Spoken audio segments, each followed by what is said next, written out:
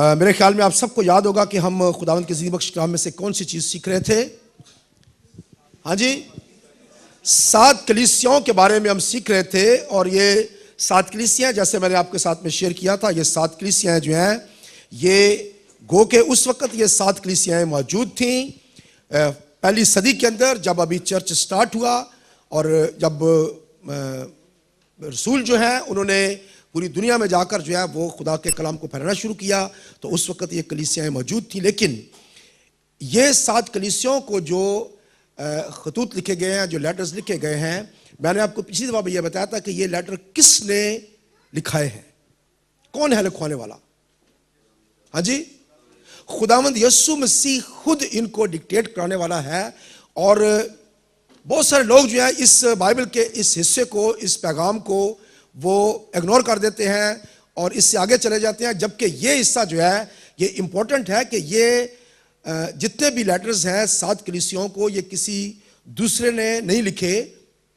गो के बाकी सब पाक रूह की तारीख से हैं, खुदा का कलाम है, लेकिन ये 7 कलीसियाओं को ये लेटर हैं, ये खास तौर पर खुदावंद यीशु मसीह ने खुद डिक्टेट कराए हैं। इसलिए ये नहायत इंपॉर्टेंट है कि इन खतूत का मुताला किया जाए और देखा जाए कि खुदावंद यीशु मसीह हमसे क्या डिमांड करता है और किस तरह से एक कलीसिया जो है उसके अंदर प्योरिटी का लेवल जो है, उसके अंदर खालिसपन का जो लेवल है, वो हम किस तरह से देख सकते हैं। गो के बहुत सारी चीजें कलीसियाओं के अंदर जो है वो गलत हो सकती हैं, ठीक हो सकती हैं, लेकिन यहां पे स्पेसिफिक जो चीजें बताई गई हैं जो खुदावंद यीशु मसीह को पसंद है और नापसंद है, इसलिए हमें उन चीजों को सबसे पहले दुरुस्त करने की जरूरत है जो खुदावंद यीशु मसीह को नापसंद है, और जो उसको पसंद है वो बातें हम सीखें। इसके अलावा शायद छोटी छोटी चीजें हमारी लाइफ के अंदर हो सकती हैं, बहुत सारी चीजें हो सकती हैं जो कि बाकी बाइबल के तमाम हिस्सों को पढ़ने से हमें समझ आ सकती है। लेकिन ये 7 कलीसियाओं को जो लेटर्स है, ये स्पेसिफिक एक कलीसिया के जो पाकीज़गी का मयार खुदावंद यीशु मसीह मांग रहा है, ये उनके बारे में है। और हमने पिछली दफा देखा था कि ये पहला खत जो है ये इफिसस की कलीसिया को लिखा गया। और इफिसस की कलीसिया को जो है, इफिसस जो है, ये मैंने आपको बताया था कि कहाँ पे ये इफिसस जो है यहाँ पे मौजूद है। ये पतमस का जिजरा हमने देखा था पिछली दफा, यहाँ से ये यूहन्ना रसूल ने जो है पतमस के जिजरे में जब वो कैद था, तो वहाँ से उसने ये लेटर्स जो है 7 कलीसियाओं को खुदावंद यीशु मसीह के कहने के ऊपर लिखाए। और ये 7 कलीसियाएं जो हैं ये आपने देखी थी कि ये अब इलाका जो है ये कहाँ पे है जी, ये तुर्की के अंदर है। और इफिसस की कलीसिया को पहला खत लिखा गया जो कि पतमस जजीरा जो है उससे नज़दीक तरीन जो है ये एरिया जो है, ये आप देख सकते हैं, ये पतमस का जजीरा है और इफिसस की कलीसिया पहली कलीसिया है जहाँ से खत लिखा गया है। उसके बाद समरना, फिर परगमन, फिर तवातीरा, फिर सरदीस, फिर फिलदेल्फिया और फिर लुदीकिया की कलीसिया। तो ये 7 कलीसियाओं को लेटर जो लिखे गए हैं, तो ये हम देख सकते हैं कि ये पहला खत जो है ये इफिसस की कलीसिया को लिखा गया है। अभी पहली बात यह कि इफिसस की कलीसिया के बारे में जो पहली चीज लिखी गई है, मेरे साथ देखें मुकाशफा की किताब में। मैं वापस दोहराना नहीं चाहूंगा ज्यादा बातें। और यहाँ पे मुकाशफा की किताब उसका 2रा बाब और उसकी पहली आयत में लिखा है, इफिसस की कलीसिया के फरिश्ता को यह लिख कि जो अपने दाहिने हाथ में सितारे लिए हुए हैं और सोने के 7 चिरागदानों में फिरता है, वो ये फरमाता है। खुदावंद यीशु मसीह ने सबसे पहले अपनी पहचान जो करवाई है वो क्या है कि मैं वो हूं जिसके हाथ में कलीसियाएं जो हैं वो उसके हाथ में है, उसके कंट्रोल में है, वो उन कलीसियाओं को अपने हाथ में लिए हुए है। और दूसरी बात, जो सोने के 7 चिरागदानों में फिरता है, इसका मतलब क्या है कि खुदावंद यीशु मसीह कलीसियाओं के अंदर चलता फिरता है और उनकी रूहानी हालत को जो है वो हमेशा जांचता और परखता है। वो देखता है कि कलीसिया जो है उसकी हालत जो है वो क्या है, और अगर उसकी हालत जो है वो गलत है या वो बुराई की तरफ जा रही है या वो गलत कामों की तरफ जा रही है, तो उसकी तरफ उसकी तवज्जो दिलाए कि तुम्हें किस चीज में तुम्हें वापस आने की जरूरत है। तो पहली बात, वो कलीसियाओं के अंदर चलता फिरता है, उसको मालूम है कि कलीसियाओं के अंदर क्या हो रहा है। दूसरी बात, दूसरी आयत में लिखा है, मैं तेरे काम और तेरी मुशक्कत और तेरा सब्र तो जानता हूं और यह भी कि तू बदों को देख नहीं सकता, और जो अपने आप को रसूल कहते हैं और है नहीं, तूने उनको आजमा कर झूठा पाया, और तू सब्र करता है और मेरे नाम की खातिर मुसीबत उठाते उठाते थका नहीं। खुदा यीशु मसीह सबसे पहले कलीसियाओं के अंदर जो अच्छाई है वो उनका बयान करना चाहते हैं। हमारी बुराई नहीं बल्कि अच्छाई जो है वो उनको बयान करना चाहते हैं। और खुदा यीशु मसीह ने यहाँ पे सबसे पहले इफिसस की कलीसिया की जो अच्छाई है उसको उन्होंने बयान किया है। अब पहली बात जो यहाँ पे ये है कि ये कलीसिया जो है ये मोहब्बत करने वाली कलीसिया है। ये कलीसिया जो है ये इनकी मोहब्बत जो है वो मशहूर थी और ये मोहब्बत करने वाली कलीसिया है। और यहाँ पे लिखा है कि मैं तेरे काम और तेरी मुशक्कत और तेरा सब्र तो जानता हूं, और ये भी कि तू बदों को देख नहीं सकता। लेकिन मोहब्बत के साथ साथ इनके अंदर एक और खूबी है, और वो ये है कि इन्होंने खुदा के कलाम को फैलाने के लिए बड़ी सख्त मेहनत इन्होंने की है। बहुत काम किया है इन्होंने, और उन्होंने इस पूरे इलाके में इफिसस जो है ये पौलुस रसूल का हेडक्वार्टर था, जहां से पूरी जगह पे जो है वो खुदा का कलाम जो है इस इलाके में फैलाया गया। लेकिन मैंने आपको पिछली दफा बताया था कि इफिसस जो है यहाँ पे अर्थमिस की देवी का बहुत बड़ा मंदिर था, और पूरी दुनिया से लोग अर्थमिस की देवी को पूजने के लिए वहां पे आते थे। और ये बहुत बड़ा एक आप कह सकते हैं कि बुत प्रस्ती का गढ़ था। और यहां पे जो लोग आते थे वो सावधान पूरी दुनिया से लोग आते थे, और वो वहां पे आके बहुत बड़ा एक आप कह सकते हैं कि एक मजमा वहां पे लगता होगा, वहां पे लोग होंगे बहुत ज्यादा। और वहां पे उस पूरे एरिया के अंदर अर्थमिस की देवी, जिसे रोम के अंदर डायना देवी के नाम से उसे पुकारा जाता था, उसका इस पूरे इलाके में उसके मानने वाले लोग थे। और ये मजहब जो है ये बुत प्रस्ती का दौर जो है वहां पे इंतहा में था। अब ऐसे लोगों के अंदर जहां पे बुत प्रस्ती का जोर हो, और वहां पे जाके आप एक नया एक कंसेप्ट, एक नया मजहब खुदा यीशु मसीह के बारे में लोगों को अगर बताना चाहते हैं तो कितना मुश्किल काम होगा।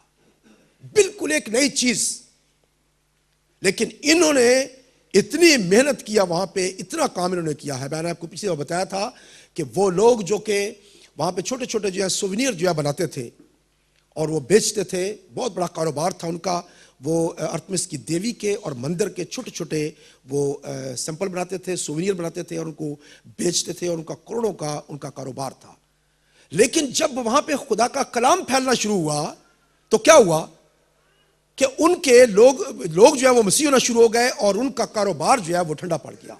लोगों ने वो सुवेनियर खरीदने से इनकार कर दिया। लोगों ने अर्थमिस की देवी जो है उसकी पूजा करना जो है बंद कर दी। इतनी मेहनत उन्होंने की खुदा के कलाम को फैलाने के लिए कि वहां पे उनको खतरा पैदा हो गया कि शायद हो सकता है कि ये अर्थमिस की देवी जो है इसकी कदर यहां से खो जाएगी। और हमने पिछली दफा देखा था अमाल की किताब उसके 19वें बाब में कि किस तरह से वो लोग जो हैं वो पौलुस रसूल को और उसके साथियों को जो है वो तमाशागाह की तरफ खींच कर ले गए। ये तमाशागाह थी जहां पे पौलुस रसूल को जो है वो और उसके साथियों को वो दमित्रस नाम का एक जो है हेड था उनका, वो और उसके साथी उनको खींच कर ले गए थे। ये इसके आसार आज भी बाकी हैं इफिसस के अंदर, और इसके अंदर तकरीबन 2500 लोग जो है इसके अंदर जो है बैठ सकते थे। और यहाँ पे पौलुस रसूल को वो खींच कर ले गए। आप इमेजिन कर सकते हैं कि चंद लोगों ने एक नई जगह पर मसीहत को जो है किस तरह से फैला दिया कि ये पूरा एरिया जो है ये कांप उठा कि ये कौन सा नया मजहब आ गया है कि जिसने हर एक को तब्दील करना शुरू कर दिया है। तो ये उनके अंदर सबसे पहली खूबी है कि उनकी मुशक्कत, उनका काम, उनका सब्र जो है वो खुदावंद यीशु मसीह जानता है कि उन्होंने मेरे लिए क्या काम किया है।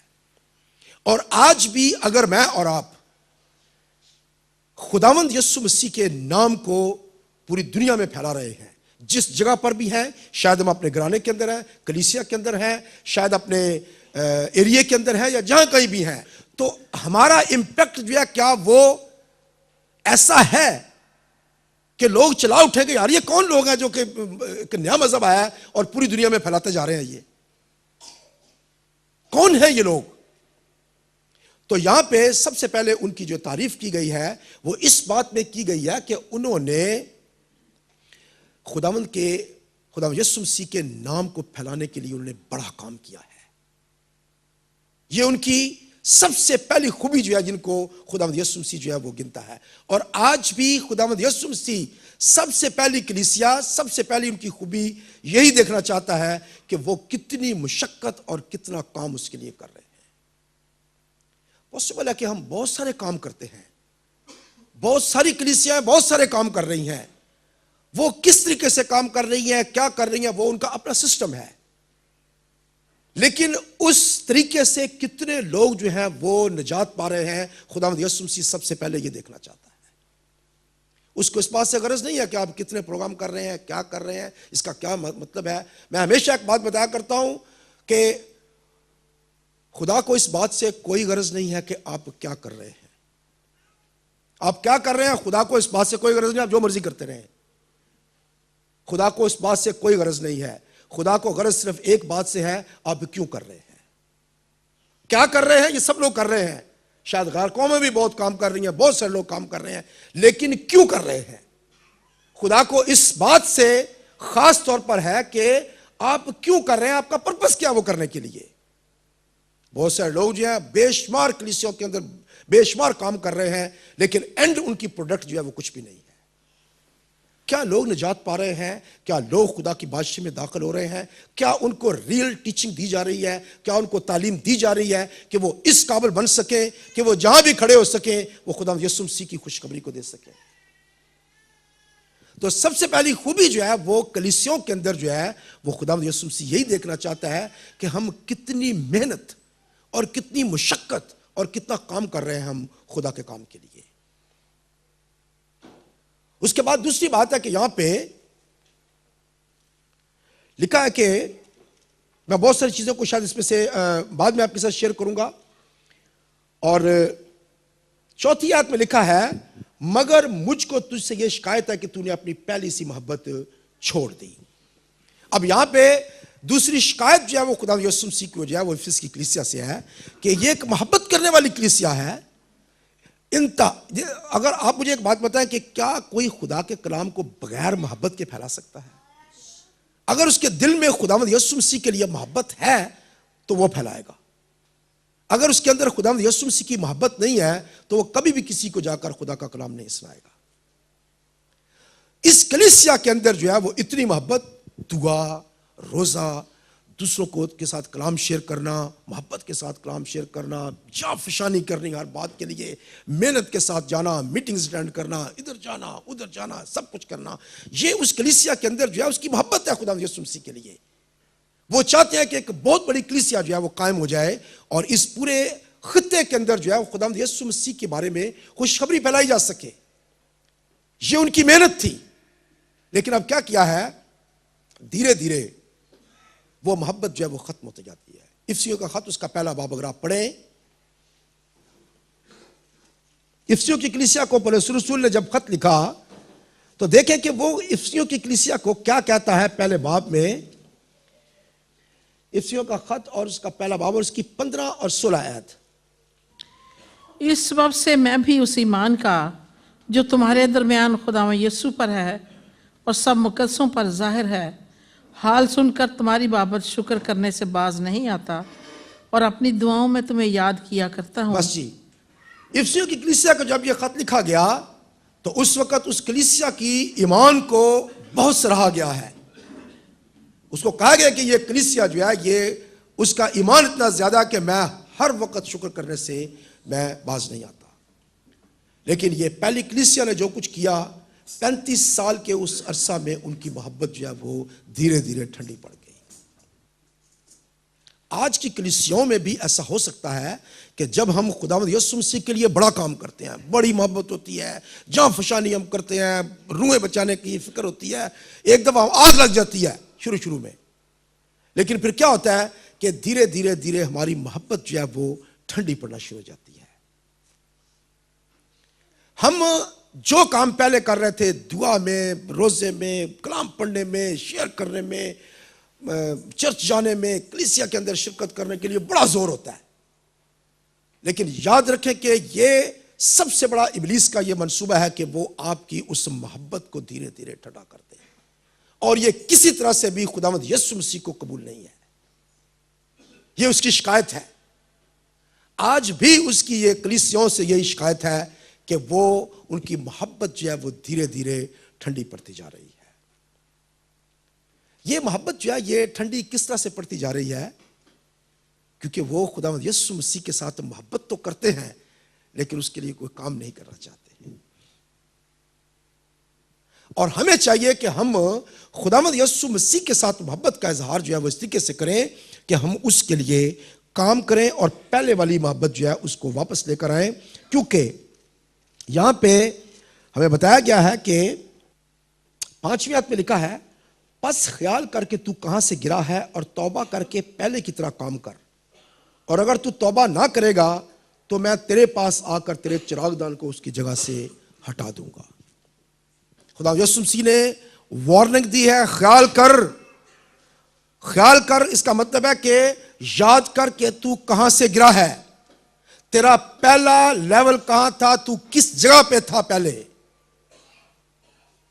शायद हमारे घरानों के अंदर, मियां बीवी के अंदर बड़ी मोहब्बत होती है, जब शादी होती है तो बड़ा जोशो खरोश होता है, और फिर 2 साल 4 साल 10 साल 20 साल के बाद फिर एक दूसरे को देखना भी नहीं चाहते हैं। लेकिन याद रखें कि खुदावंद यीशु मसीह के साथ हमारी मोहब्बत जो है वो अगर ठंडी पड़ जाए तो उसको ये किसी तरीके से मंजूर नहीं है। और बहुत बड़ी वार्निंग है, ख्याल करके तू कहां से गिरा है। और उसके साथ वार्निंग के साथ एक बहुत बड़ी प्रॉब्लम यह है कि अगर तू वापस ना आया, अगर तुमने तौबा ना की और पहले की तरह तुमने काम ना किया, तो मैं आकर तेरे चिरागदान को तेरी जगह से हटा दूंगा। आप जानते हैं कि इफिसस की कलीसिया ही नहीं बल्कि इफिसस का शहर भी आज वहां पे नहीं है।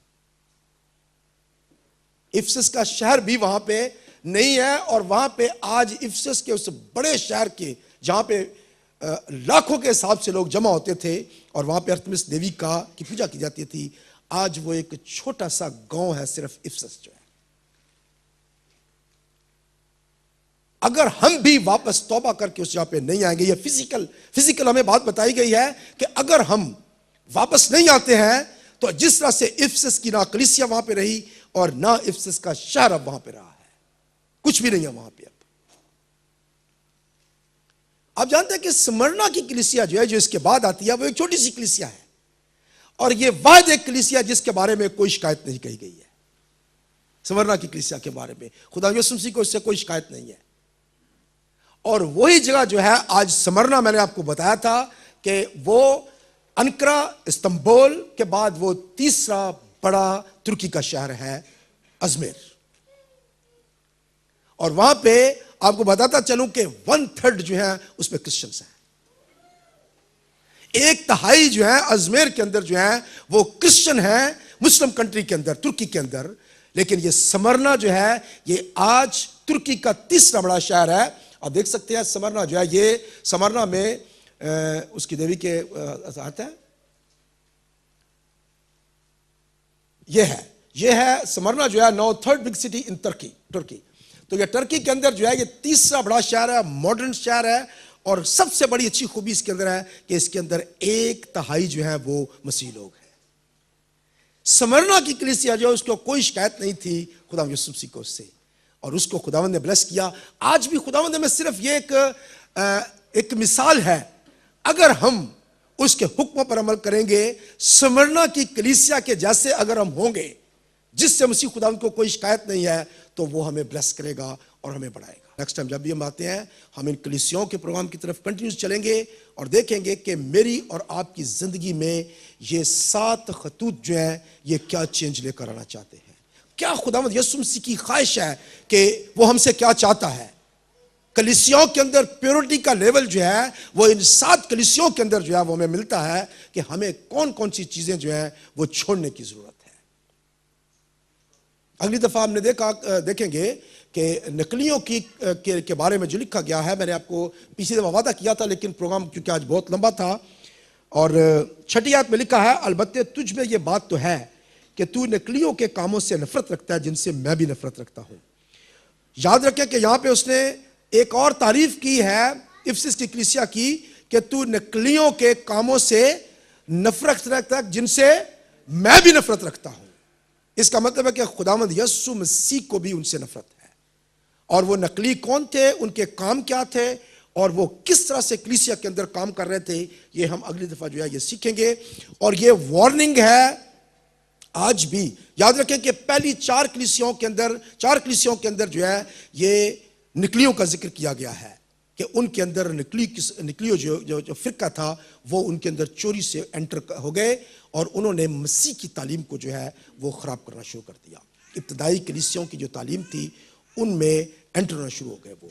और आज भी ये 2000 साल से ये कंटिन्यूस अमल जो है वो हो रहा है कि मुख्तलिफ किस्म के हेरेसीज, फिरके, बिदतें ये कलीसियाओं के अंदर एंटर होती हैं और ये कलीसियाओं को बर्बाद जो है वो करती हैं। खुदावंद यीशु मसीह कहता है कि मुझे प्योर कलीसिया चाहिए, वो कलीसिया चाहिए जिसके अंदर ये तमाम चीज़ें जो है वो नहीं हैं। खुदावंद ने अगर ज़िंदगी रखी तो हम कंटिन्यूस इस प्रोग्राम की तरफ रहेंगे और इससे सीखेंगे। God bless you.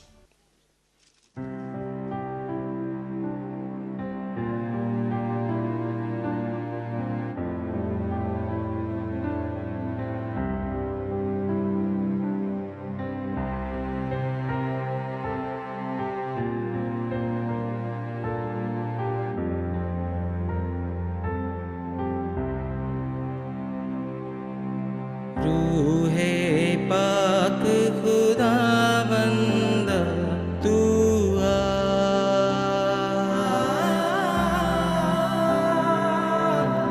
जानो जिसम और रूह में तू बस जा।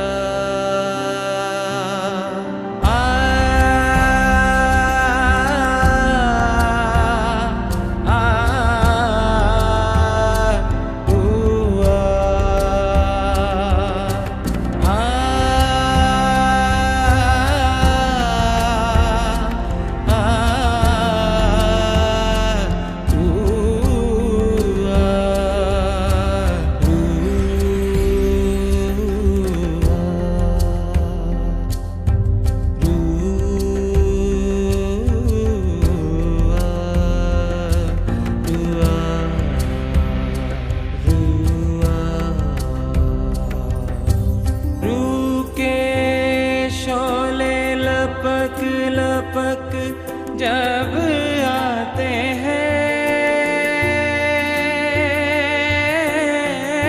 बंधन सारे टूटते गिरते जाते हैं।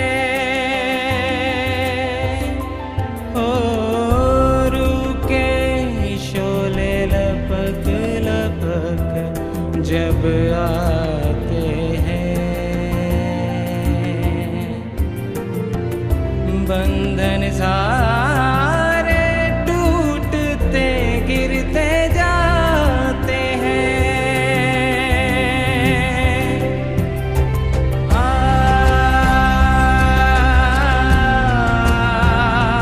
आ, आ,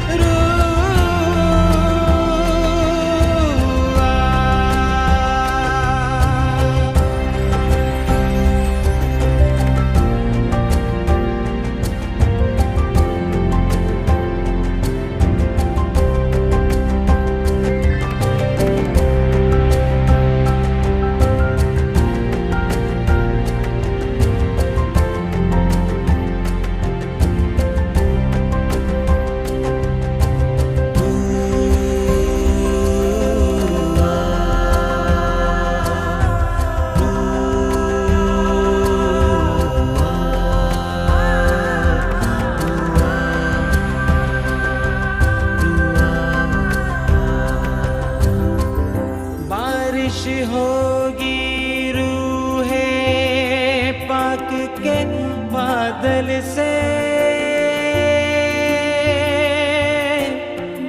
मिट जाएंगे पाप के धब्बे हर दिल से।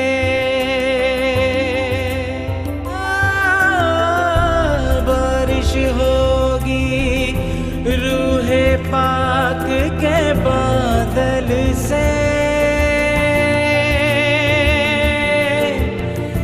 मिट जाए